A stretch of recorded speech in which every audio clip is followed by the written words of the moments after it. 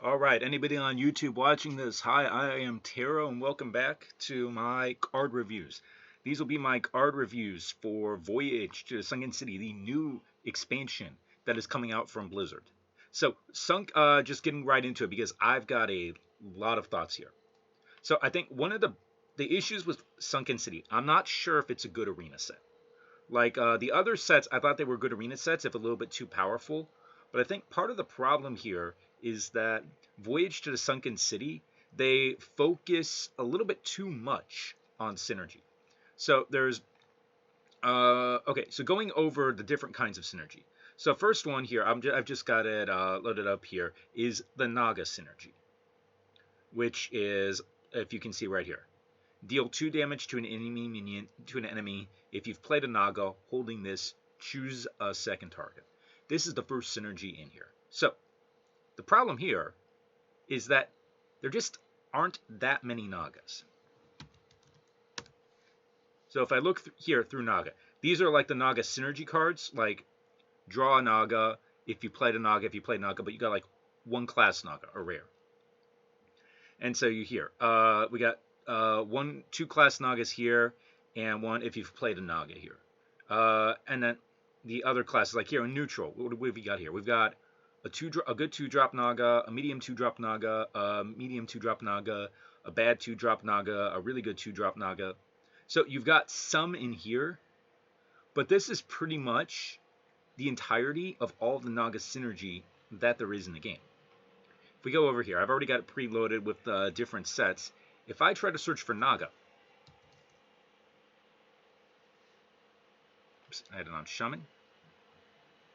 If I try to search for Naga, there really isn't that much. For some reason, HS Replay, they don't have Naga as a tribe. They don't have Naga set up as a tribe yet, so it's not returning like all the Nagas. But there are very, very few Nagas that are outside of Voyage to the Sunken City, which is part of the problem. So the classes that have something like this, if you play a Naga, it's tribal, and it's something that in arena, unless it's like dragons where the impact is really, really high, and you don't have to do anything, you just have to like hold a card, then that works. But for most of this stuff where you have to like actually play the card, you have to have both cards in your hand. You can't just like with the dragons. Part of the reason the dragons work so well is you can just choose not to play the card and wait out a long time until you get your synergy going. So with something like here, Predation. Deals 3 damage, causes 0 if you played a Naga while holding this. So much value is in playing a Naga, and it'll probably take a while to be able to actually play one. Like, you may have an average Naga that you don't want to play because there's a better card. So it's a lot more difficult to hit these synergies. So that's one new synergy coming in. The second new synergy coming in. One second. I don't know why Hunter is all the way up here. So the second new synergy coming in here is a combination of 2 synergies. So one is the keyword Dredge. So what Dredge does, and you can see kind of the problem already. Battlecry, Dredge. Look at the bottom 3 cards of your deck, put one on top. So what Dredge does is it's basically discover, but you draw it the next turn. And it doesn't fish from like a random pool, but it fishes from your deck. So, and it fishes from the bottom 3 cards. And if we've learned anything over the years from Fell Reaper, it's that if a card is not in your hand, it doesn't exist. So unless you go to Fatigue, whatever cards are in your deck, they just don't exist until you draw them. So like if you discard all your cards, but you still win the game, those cards you discarded, they don't matter. Same thing. The cards that are in your deck, whether they're at the top of your deck or the bottom of your deck, it doesn't matter until it gets into your hand. So that's one thing. So this is intended to work with another mechanic that is brought in. And let me see if I can find... Choosing the absolute worst card ever printed for this mechanic is in my reviews, I called these just basically dredge cards. Because the whole purpose is you play this and you dredge something. So Rush, Death Rattle, put a Sunken Saber on the bottom of your deck. So the idea is You play this card. You later dredge. The dredge picks up this card. So this card, an amazing, like we have a 4-mana 4th with a 4-mana 3/3, an amazing card that is anti-power crept by Witchwood, having a 3-mana 3/3. Okay, I'm gonna get off this because I absolutely hate this card and I hate the I don't want to say hate the devs, but I don't understand why the devs made that card. Like, let me find a let me find a good one here. Put something on the bottom of your deck. Okay, this is an example. This is a much better example. Shaman Gardens. 1 mana, 1/1. Give all your minions in your hand, +1/+1. That is, whatchamacallit? Smuggler's Run from Paladin. A fair card on curve. Unlike a 4-mana 3/3, that's a bad card on curve. This is what it's supposed to be. A fair card on curve, put a Sunken Gardens on the bottom of your deck. And then, on the bottom of your deck, you get this. 1 mana, 1/1. Give +1/+1, or 1 mana, give +1/+1 to all minions in your hand, deck, and battlefield. So basically like an Embiggen. Or there's a Paladin 4-mana 1, but Embiggen's like the actual good card. So this is what Dredge is supposed to be. You play this card, you dredge, you find this card which is extremely strong, and you play that card and you get an effect. So that sounds really, really good. The problem, if I go back up here, is these are the actual cards that can dredge. You've got 2 for Rogue, 1 for Hunter, 1 for Priest, 2 for Warrior, and one of them is completely unpickable. Like the Priest one's basically unpickable. You've got 2 for Warlock, and the Warlock one is bad with the dredge. 1 for Demon Hunter, 1 for Mage, which is good. You've got a legendary for Paladin, and you've got a good one for Paladin. You've got a really good one for Druid, and you've got two good ones for neutral. And you've got one, and I'll get to this in my Shaman review, absolutely, well, actually, sorry, this is not the busted one. Like, the shuffle card is busted, but this will be like a, alright, I'll ignore that. When we get to Shaman, get back to that. But you take a look. There are very few cards in the set that actually have dredge attached to them, because you've only got like 2 neutrals, and then maybe the 2 class cards that have dredge, and not all of these are good. Gone Fishing, this kind of looks good, but it's like it's tracking with the downside, right? Like, we know tracking's okay, but this is tracking that you have to combo. That makes it a lot worse. Trust me, that makes it a lot worse than tracking. A 3-mana 2/3 weapon, that's mediocre, but it has dredge on it. We have a 3-mana 3/2 weapon, a Fiery War Axe, that has double dredge. So that's actually really good. A 0-mana dredge that doesn't actually summon. We got a 3-mana dredge, which reduces the cost by 3. So you can see these cards, the dredge cards, they're not good by themselves. They're like average cards. They're average to maybe slightly above average cards that have the dredge effect attached to them. So if you're building a deck, you don't want to pick all these cards, or you shouldn't want to pick all these cards unless you've got something insane that you're going to put on the bottom of the deck.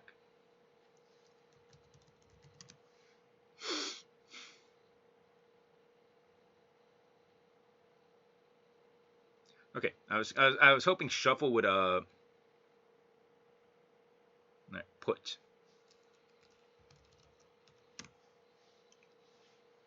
All right, and so the cards you get here, like you have a 5/6 taunt, and you get a 5/6 taunt with Divine Shield and Lifesteal. That's good, but that's not like game breaking. Like, we're not talking like Super Dragon Synergy. You get a 3-mana 3/2 weapon with Consecrate attached to it. I mean, that Consecrate to enemy minions. I mean, that's good. I mean, that definitely good, but I'm not going to say game breaking to have this. And you look through things. You get a 3-mana 3/4 Murloc that buffs all your Murlocs. Like, again, that doesn't do much. As Sharon's Scroll, this is a busted one. I'll get back to it when we do Shaman, but basically this is busted because you can almost guarantee that you will be able to dredge it. Priest. You got a 4-mana Molten Reflection that gives you a 4-mana double Molten Reflection. So you see, kind of like the payoff to dredging this stuff is really not that insane. Like there's certain cards, like here, you get 2/3/3. You get 2/3/3 pirates with stealth if you're able to dredge. I mean, good, but again, not insane. Not insane. There was okay. There was one neutral, which I think put 3 colossal. Yeah, this one. This is like the only really insane one. Put 3 colossal minions on the bottom of your deck, and I'll get to that in a sec. So, why does Ambassador Phelan look like Ursula? Okay. Anyways, so the put things on the bottom of your deck part is like they're good cards, but they aren't like insane cards, especially with what we're considering in Arena. The Dredge cards, they're average cards that, again, considering what we're in Arena, you're not going to pick them. There's going to be better cards. So it's one of these things where in Constructed, this might be, I'm not sure if this is powerful enough in Constructed. Like, if there's like a Dredge thing in Constructed, it has to be like targeted and it has to have like Ambassador Phelan in it for something like that. So the 2 big mechanics, the Naga mechanic, the Dredge mechanic, those are mechanics that I don't see working. Like, they'll work and they'll have an impact, but I don't see them being reliable, is the thing. So I'm not high on that. And the Dredge one, we've actually had this card before. If I go to Wild, hold on. I'm going to check Karth Arena because I always forget the name of this card. Sightless Watcher. Sightless Watcher. And again, it's a card we've seen before. Sightless Watcher. Look at 3 cards in your deck, choose one to put on the top. So we know that this is a bonus effect, is a good effect, but it's not really that great. Alright, anyways, so you've seen here we've had, go back to Voyage to Sunken City. 2, get rid of that. So the Naga effect is kind of mediocre because you're not going to have Nagas. The Dredge effect, it's definitely good, but you're really not going to have that many cards that are going to reliably dredge things. And then the other thing that's in here is a lot of tribal synergy for certain classes. Like if we go down here to Mage. Mage, for whatever reason, has mech synergy. So you got like the Trench Surveyor. Dredge, if it's a mech, draw it. So like if you have mechs, you can use that.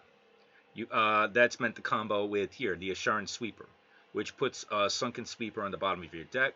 What's a Sunken Sweeper do? Add 3 random mechs to your hand. So you play this, you Trench Survivor, you get the 3 mana 3/4 that puts a bunch of mechs into your hand. And then you play this, 3 mana Mech Shark, 3 mana 4/3. After you summon a mech, deal 3 damage split among all enemies. So you play this and you just like go off and it destroys everything with the bad mechs that you have in your hand. Like, this is like that's how it's supposed to work, but it's Arena. Everybody knows in Arena that these synergies, like, unless it's like stupidly overpowered like Dragon synergies, they're not going to work. Like here, Paladin, give your other mechs Divine Shield and Taunt. Like, you need a mech for that to actually happen. If we go back over here, like, what are the actual mechs that we're going to have in? If I get rid of this, go to mech. 23 mechs total among all classes. Like, we take a look. What are the neutral mechs? Annoyatron, okay? Sneeze, that's a legendary. Explosive Sheep. Popsicular, like maybe. Corrupted Healbot, Corrupted Giant, not taking it. Gorilla Bot, you'll probably take it because it's a new 3 mana 4/3. Security Automaton, you're not taking it because it's not a mech. Click Clocker replaces Argent Squire, so you'll probably take that. Psychotron, okay. Spider Tank, I'm not even sure if it's going to be in Arena, because the problem with this is that the core set has not updated yet, so Spider Tank is still there. I think Spider Tank's out. Naval Mine, you're not taking it. The Mothership, good card. Clockwork Knight, okay card. So you see, the mech pool is extremely limited. I honestly thought, like, seeing these cards, we were going to have Goblins versus Gnomes or Boomsday or like one of those back in to kind of justify this. But, okay, so there aren't mechs there. So Paladin and Mage, they both have like mech synergy, and they don't get things. A lot of the classes have Naga Synergy, but as I mentioned, we don't get things. Rogue, by far the best set of all the classes. They just have pirates that kind of do things. We've got Shaman. Shaman, their synergy, I'll get to it later in the core set, is basically play a bunch of small things and then buff them up and then flood the board and Bloodlust. Kill your opponent. Warlock has Murloc synergy. And we know Murlocs, they just don't work in Arena, even if you have solid cards like this. Warrior has just retire if you accidentally picked Warrior synergy. So you can see like the tribal synergies that they kind of push are things that are not really going to work for Arena. Which means overall this Arena, as I said, overall this Arena set is, how would I say this? So overall the Arena set is kind of like average, kind of. So there is one there is one really strong thing. Well, two strong things. Number one is, one second, Colossal. So the Colossal cards, the best way to describe them is that almost every single one of them I can describe as Twin Tyrant, but better. Or Deathwing, but better. And the way it works is you have a minion, like 7 mana, 3/6. So if you play this, if you randomly summon this, like it will have its Colossal effect. So this is a 7 mana, 3/6 at the start of your turn. Give you the increase the damage of your stalks by 1. This is the worst Colossal, by the way. So what you have here is you've got 4 1/2s. At the end of your turn, deal one damage to a random enemy. Right? So 7 mana, 3/6, that summons 4 1/2s, so you deal 4 random damage split across the enemies. If they live, they do that again, so it's a repeatable effect. If you can't kill them, they get buffed up to 2/2s. So just in terms of stats, you've got 8, 10, 12, 14. You've got 7, 14 worth of stats on board for 7 mana. Plus, you deal 4 random damage split across the enemy minions. Plus, if you can't remove it, you buff your stuff. So you can see that is well above curve for what it should be, right? We see the Druid one here. Like, and by the way, these are the bad ones. These are the bad ones, like compared to the other ones. 7 mana, 6/5, immune while you control Kolak's Shell. Kolak's Shell, taunt, death rattle, gain 8 armor. So if you can't get through the shell, then you got a 7 mana card that just deals 6 to you and kills anything. And again, like these are really good, a lot of stats, a lot of health for what it is. But again, these are the bad ones. Let's get to a good one. Let's get to like a really good one. How about this? The mage one. 8 mana, 5/7, Colossal, +2. After friendly mech attacks, deal 1 damage to all enemies. So, no mech synergy, right? But, hi. Guy's Drill. 3 mana, 2/3 with Rush. That's a mech. So, the mech attacks. It deals 2 damage to something. Then it deals 1 damage to all enemies. And then you've got another one. You got 3 mana, 2/3s that deal 1 damage to all enemies. So, both of these attack into something, you consecrate the board, right? Then, you've also got targeted 2 damage into something. And it can live. And if you have mech synergy, you can activate it even more. So again, this is 8 mana, 5/7 with a targeted Twin Tyrant effect plus a bonus consecration effect on everything else. Again, Twin Tyrant, but better. Let's see. We got the Hunter one here. Give your Hydraulan heads Rush. 7 mana, 5/5. The Hydraulan head. If you control Hydraulan, then summon 2 Hydraulan heads. So it's a 7 mana, 5/5. You have 2 3/1 heads that bump into things. And now you've got 4 3/1 heads on the board. And if you can't remove those 3/1 heads, or if you can't remove the 5/5, then they just keep on spawning and they just farm your board. Like, again, it's basically Twin Tyrant, but better. Let's see. The Paladin one. So it's a 7 mana, 4/5 Rush Divine Shield that can, one is Dredge, one is Draw. So basically, you're guaranteed to deal 4 damage to 2 things, have a 4/5 on the board, a 4/2 on the board, and draw a card that you've dredged, and you can do it again the next turn. Twin Tyrant, but better. And that's pretty much like what these cards are. And like I'll go into them more when I do my card reviews, but a lot of these cards are just like incredibly powerful cards. These are like Ysera level powerful, Deathwing powerful, that thankfully they're legendary, but you're going to see them. You see legendaries. And some of them, because they have tribal tags, you might actually be able to either summon them or discover them. There's a kind of problematic card that works really well with this that I will go over later when I do the neutral reviews. Alright, so that is basically, that is Voyage to Sunken City in a nutshell. So you've got a bunch of synergy that's not really going to work, I would say. You have a bunch of synergy that's not really going to work, but you've got some really powerful stuff, and there is high roll potential there. So, one other thing that happened in this is the core changes, and I'm just going to go over here. So the core changes, the core set, the set that's always there, they made changes to it. So I'm not going to go over every single change. I'm just going to go over the relevant ones, because I'll give you an example here. Okay, in general, the core changes they moved the power level up, but only by like a tiny bit.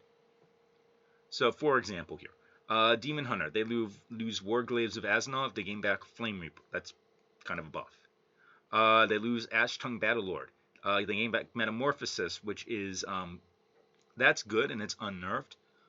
They get Wrathscale Naga, which is now a 3/2, which means it doesn't die as easily. They gain a better Feast of Souls, which are, again, a little bit better than Ash-Tongue Battlelord, but they don't really change much. Druid, they lose Ancient of War and replace it with Ancient of Lore, which is funny because they got a better Ancient of Lore in this set. And you see here, they lose they lose a mid-game card, they gain a mid-game card. They lose an early game card, they gain an early game card. They lose a solid 3-drop, they gain a solid removal. So they lose a card that just didn't work, and they gain a card that might work. So again, Nourish gets buffed. So again, small changes. Like I said, I'm not going to go over all of these. I have them linked in the in my document here. So Hunter, their changes. They lose like a bunch of small early game stuff. They gain a bunch of small early game stuff, better mid game stuff. So a little bit of a buff. Mage, I'm going to talk about because of this. Mirror Entity is average. Everybody knows this. But people still have to play around it. The reason it's average is because everyone knows what the potential of Mirror Entity is. And so you have to play around it. So Mirror Entity being gone means that you do not have to play around this anymore, except if like MSG is in and they have the sheep card. But because of that, that means you play Mage differently. Like Explosive Runes is back, and Explosive Runes and Mirror Entity kind of like worked opposite of each other. So you either played a small thing to try to trigger the Mirror Entity and you took a lot of damage, or you played a big thing and you would minimize the Explosive Runes, which would just be a 3-mana snipe. So they kind of worked against each other, and now you know Explosive Runes is a thing, so you don't have to be afraid of playing big stuff. So that actually changes how you play against Mage. Now, what else Mage got is Pyroblast, which is, this is like up there with Mind Control as a card I never wanted to see in Arena again, just because it fundamentally changes how you play around Mage. Because I'll say this, Pyroblast, just the threat of Pyroblast, completely changes the psychology, completely changes how you play with Mage. Because a Mage, other classes, you can feel fine about being at like a mid-level health, but if a Mage on turn 9 just says, hi, I'm going to ignore all your stuff and I'm just going to go face and I'm going to set you at 9 health, you know what is going to happen. And sometimes Mages do that, like you're at 20 health and they just Pyroblast you in the face and they know you can't kill you and you know what is going to happen. And this is a lot more frustrating, one of the most frustrating ways to lose. So Pyroblast pretty much means you have to play defensive around Mages so that you make this a non-entity. Paladin. Oh god. Alright, so Paladin lost. It lost garbage. It lost garbage. It lost a decent card. Ragnaros, that's fine. That's a better Holy Light. That's fine. Amber Watcher, being in there, that's fine. Equality, back to 2 mana. I mean, oh, that's good. That's a good change, right?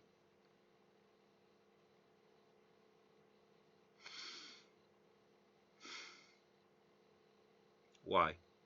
Just why, Blizzard? Alright. Bronze Explorer, like, I'm not even going to say that it was a really good card for Paladin. Like, if I go over here, Bronze Explorer, Paladin is like a 94. And it got buffed. Because apparently being below a Twin Tyrant is not good enough. It needs to get buffed. And I'm just like, why? Alright, I'm gonna make a point here. Let me go over here. Let's go dragons. So, reminder, what dragons that are in, and you have a card that discovers dragons. You can discover Onyxia, Raid Boss Onyxia. You can discover Alexstrasza. You can discover Ysera. You can discover Deathwing. You can discover the bad but still good Onyxia. You can discover, well, that's actually a bad Deathwing. Alright, so there are some mediocre synergies in here that kind of balance it off. But just that Paladin has ready access to this. Like when Priest had was it Draconic Studies. It was a real pain to play around them just because they had access to cards and they had access to answers that nobody else had. And so Bronze Explorer being around for a year, probably being able to summon like any of the core super dragons is just. And by the way, Paladin's the best class. Paladin, right now, best class in Arena. We go here, Arena win rates. Paladin, the best class by a lot. Because the guy who left, the guy who did micro adjusts left, so now there's no more micro adjusts. Like, Paladin, they got a lot better with the core changes. Just, alright, moving on. Priest, they got Light Bomb. Light Bomb is like, I'm not going to say it's bad to play around. Like, the potential of Light Bomb is always there. Draconid Operative. Again, there's not as many dragons, so it's not as much of a pain, but certain sets it certainly is. Northshire is, I honestly like this card. I kind of missed it being an Arena. Radiant Elemental, that card is fine. Rogue. Buccaneer. Excuse me. Buccaneer and Hench Clan Burglar. I mean, they got some good cards. They lost a couple bad cards. Not much happened. Shaman here. They lost some okay cards, but what they got back, Maelstrom Portal, that's good, but doesn't really change things. They got this Flame Tongue, and it's still the nerf to O2 Flame Tongue and Bloodlust. So both of these cards being gone meant that Shaman was kind of like they were a worse class on board. They were not as much of a threat on board. Bloodlust, this is kind of like one of those Pyroblast cards where it just completely changes how you play around them. Like, you can't let the board get big, or the threat of Bloodlust just basically means you lose the game. Okay, Warlock. They lost Dread Infernal. They lost Enslaved Felwar. Like, okay. You get Imp Gang Boss. You get a... So this replaces the 1-drop. You get Abyssal Enforcer. Like, even... I'm actually curious. Let me do this. Let me do this on a separate one. Because I know Hearth... I want to see what Abyssal... Hearth Arena still has Abyssal at 120. Like, it was a 130 for such a long time, and now it's only a 120. I'm actually curious because I've not looked this up in a while, what the deck win rates are on Abyssal Enforcer. So, like, Abyssal Enforcer has actually gone down in power just because everything else has gone massively up in power. So, like, it's bad. It's bad, but it's not like as bad as it was just because of the power creep. But still, why? Like, this card being in Arena for a year is just going to make Warlock incredibly strong. And now Warrior. Hi, do you remember Warrior? Let's go back here. Warrior. In Arena, right now, 38.6%. By far the worst class, right? They are by far the worst class. So let's see. Obviously, Blizzard, when they made these core changes, they realized just how much garbage Warrior was in Arena, and they wanted to provide good things for Warrior in Arena. So what did they do? They got rid of a Warcash. That's a good card. They got rid of Warsong Outrider. That's a good card. They got rid of Warsong Commander. That's an okay card. They got rid of these 3 good cards, so they had to bring something good in for Warrior. They brought in Bash. They brought in Shield Block. And they brought in Bloodhoof Brave. Oh, but they buffed Execute.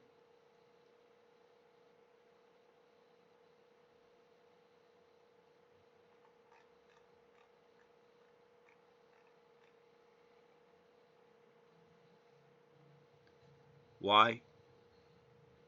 Why? Again, why? Best class. Why did they need Bronze Explorer? Worst class. Why did you put in 3 mediocre cards? Blizzard. Like, if there's a dev watching, reply to my video. Why do you hate Warrior? Please. And finally, neutrals. Neutrals, as I said, Spider Tank's out. Like, the only card really here that matters is Basilisk. Basilisk is gone. And I really like Basilisk because that was a card where it created a lot of choices. So, and then what came in? Well, let's see what came in. You got a buffed Gorilla Bot. You got Tar Creep. Gorilla Bot is now a 3/4. You got a buffed Azure Drake. It's a 4/5 instead of a 4/4. So Argent Commander's crying in a corner somewhere that I can't kill anymore. So what do you have? Gorilla Bot. Oh, that's okay. Tar Creeper. Acolyte of Pain. Plate of Beetle. Injured Tovier. So, oh, you have a bunch of good cards here, right? Oh, wait. Huh? Cobalt Scalebane, which is, I'm not going to say it's a great card, but it's a card that kind of like forces you to trade because you do not want the Scalebane snowball to start. So that comes back in. Primordial Drake comes back in. Mossy Horror comes back in. Volpera Scoundrel. That's like always been a really good card. These 3 are epics. This one might actually, these 3 are epics and we've had these around. So we know what they can do. Cobalt Scalebane, it's been a while, so this one is just going to kind of like be a moderate pain. So, overall, core changes, as I said, there's only like a few classes where they actually fundamentally change what you do, how you play around them. But for the most part, like it's just a little bit better, but it's not nearly as transformative as it was last year. All right, as I said, I had a lot of thoughts here. So when we come back, I'm going to go over my neutral thoughts and my prediction for the one card that I think is going to get banned from Arena. So I will see you guys then.